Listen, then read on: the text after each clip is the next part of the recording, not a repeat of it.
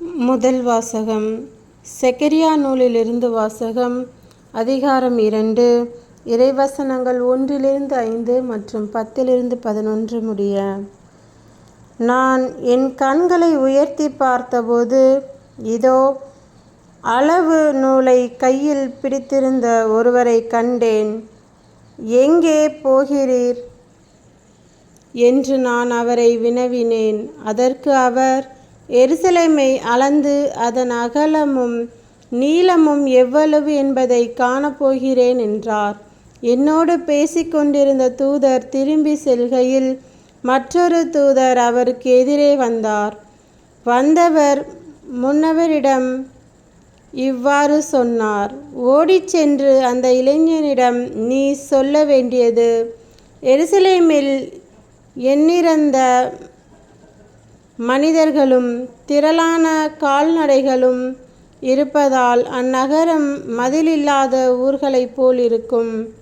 ஏனெனில் அதை சுற்றிலும் நானே நெருப்பு சுவராய் அமைவேன், அதனுள் உறையும் மாட்சியாய் விளங்குவேன் என்கிறார் ஆண்டவர். மகளே சீயோன், அகமகிழ்ந்து ஆர்ப்பரி. இதோ, நான் வருகிறேன், வந்து உன் நடுவில் குடிகொள்வேன் என்கிறார் ஆண்டவர். அந்நாளில் வேற்றினத்தார் பலர் ஆண்டவரிடம் வந்து சேர்வார்கள். அவர்கள் அவருடைய மக்களாயிருப்பார்கள். அவர் உன் நடுவில் தங்கியிருப்பார். நீங்களும், படைகளின் ஆண்டவரே என்னை உங்களிடம் அனுப்பினார் என்பதை அறிந்து கொள்வீர்கள். ஆண்டவரின் அருள்வாக்கு. இறைவா உமக்கு நன்றி. இரண்டாம் வாசகம். இறைவாக்கினர் எரேமியா நூலிலிருந்து வாசகம். அதிகாரம் 31. இறைவசனங்கள் 10-13 முடிய. மக்களினத்தாரே, ஆண்டவரின் வாக்கை கேளுங்கள். தொலையிலுள்ள கடலோர பகுதிகளில் அதை அறிவியுங்கள். இஸ்ரேலை சிதறடித்தவரை அதை கூட்டி சேர்ப்பார். ஆயர்தம் மந்தையை காப்பது போல் அதை காப்பார் என்று சொல்லுங்கள். ஏனெனில் யாக்கோபை ஆண்டவர் மீட்டார், அவனிலும் வலியவன் கையினின்று அவனை விடுவித்தார்.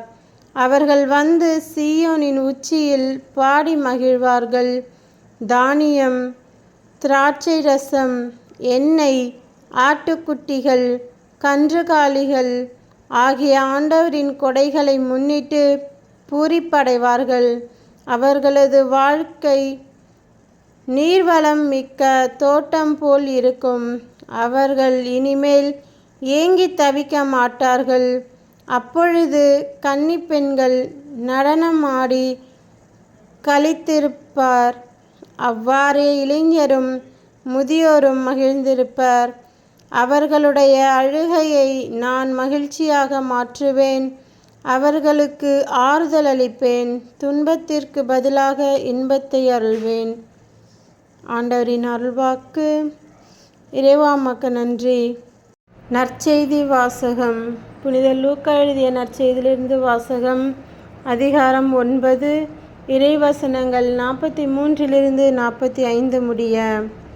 இயேசு செய்த யாவற்றையும் பார்த்து அனைவரும் வியப்படைந்தனர். அவர் தம் சீடர்களிடம், நான் சொல்வதை கேட்டு மனதில் வைத்து கொள்ளுங்கள்.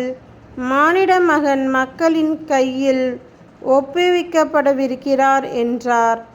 அவர்கள் அவர் சொன்னதை புரிந்து கொள்ளவில்லை. அவர்கள் அதை உணர்ந்து கொள்ளாதவாறு அது அவர்களுக்கு மறைவாயிருந்தது. ஆயினும் அவர் சொன்னது பற்றி அவரிடம் விளக்கம் கேட்க அஞ்சினார்கள். கிறிஸ்துவின் நற்செய்தி. கிறிஸ்துவே உமக்கு புகழ்.